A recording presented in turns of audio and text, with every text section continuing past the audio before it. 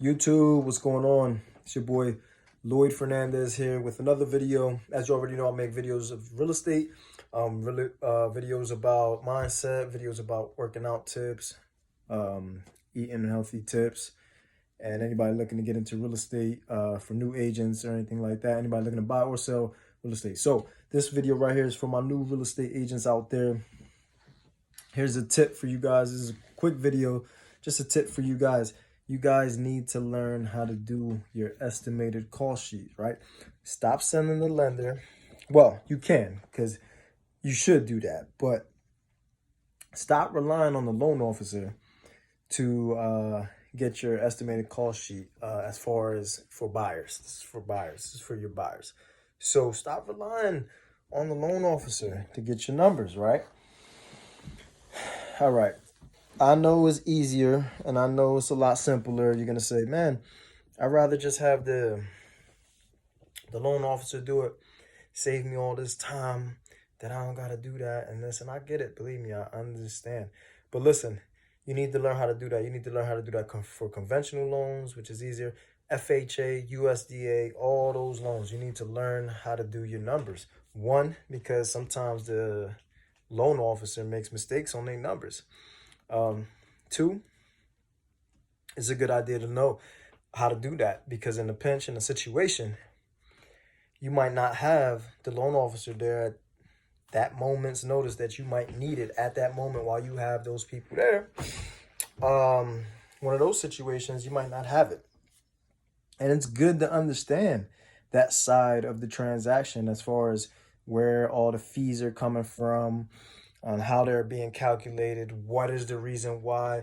Anything you learn or anything you're trying to be a master at or be good at or whatever it is you want to put your word in there, you got to understand the concept of it, right? So doing the estimated cost sheets for the buyers, you understand the concept behind each and every fee and why they're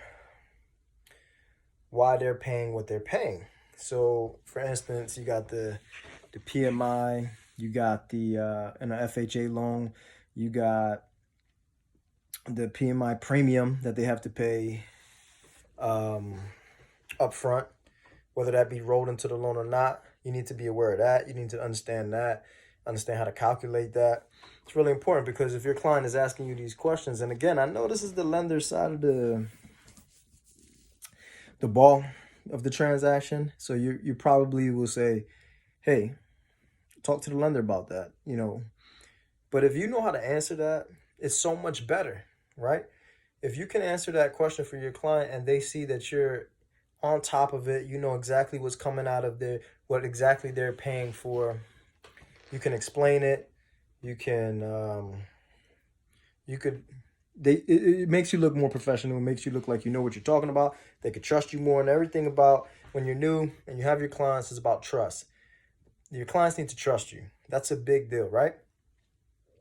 So learn how to do the estimated cost sheet and understand where these fees are coming from, why they are the way they are, how to calculate them.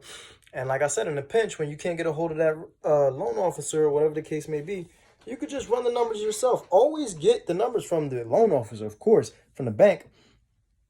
That way you can compare numbers and see, you know, if yours compared to theirs, if it's right, yada, yada, yada. Of course, get the numbers from the loan officer. But you should be able to do the numbers on your transaction. With my agents, I want them to be able to do their own numbers, regardless if the loan officer is doing it or not. Well, they're going to do it, but, you know, they might not be able to do it till the next day. So you're going to wait till the next day. Let's say you had a situation where you showed a house and the people want to put an offer in right at the moment.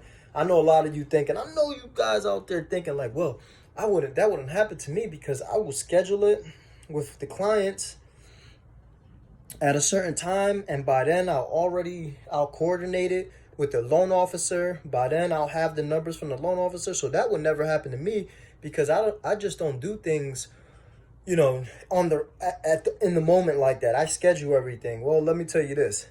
There's situations that you're going to run into that you're going to have to do it at the moment. And listen, if you're telling me that if you show a house to a client and they're ready to put in an offer right then and there, and they're ready to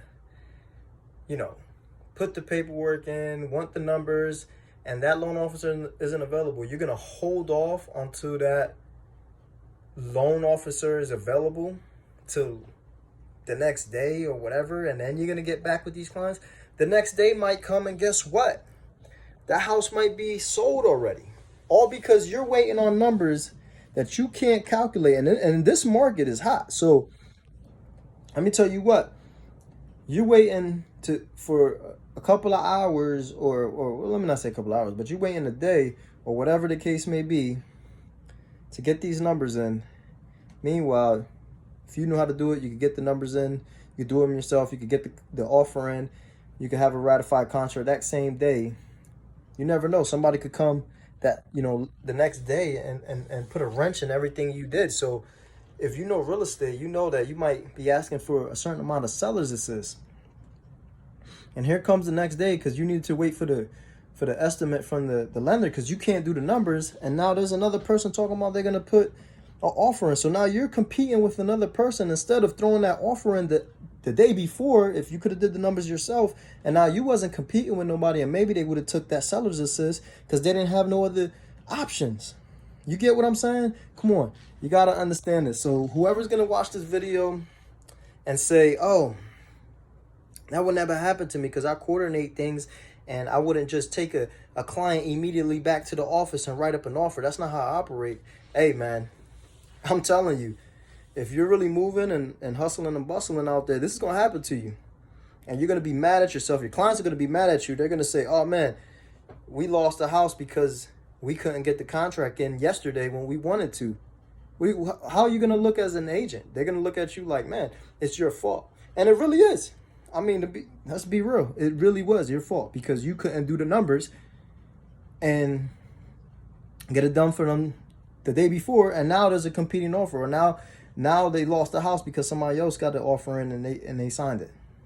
So that's why you need to do numbers. And you know what? To be honest with you, that happened to me before in the very, very beginning, when I started real estate. That happened to me. I couldn't do the numbers. This is early on. Couldn't do the numbers. And I had to wait till the numbers came with the loan officer. And by then, we lost we lost out on the house. You know what I mean? That happened to me way in the beginning. So that's what I'm saying to you.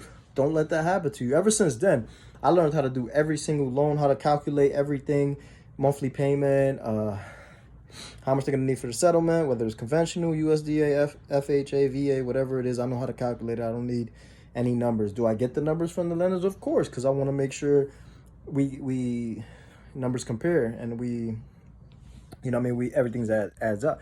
But as a professional and like I said, you want to be a master, go watch some of my other videos, man. You want to be a master about what you do.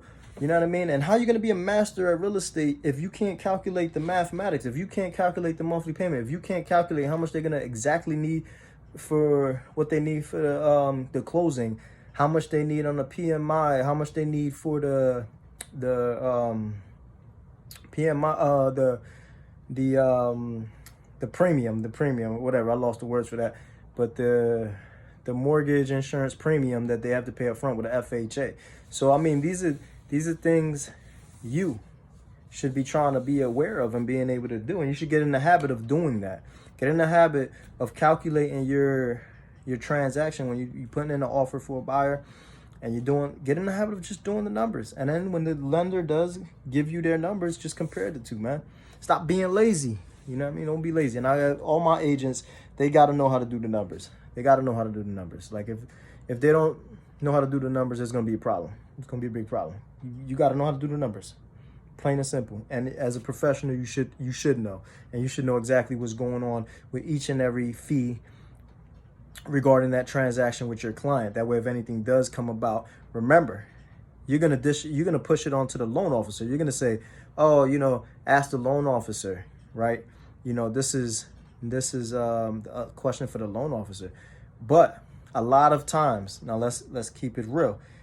Clients come to you and you recommend a loan officer or 2 or 3, and they pick out of those 3 loan officers, but they still got that loan officer suggestion from you.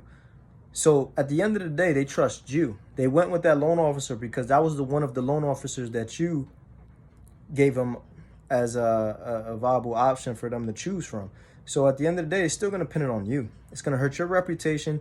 It's going to hurt you looking as a professional or somebody that's competent. So you don't ever want to have that in question with anybody at all. You want to be able to look professional, competent, especially competent in what you're doing, and people, you know, you want the people to trust you, because when you show the competence in everything that's going on in the transaction and all the fees, they're comfortable. It makes your client feel comfortable, and they feel like, oh, he's competent. He knows what's going on. He knows how to calculate this.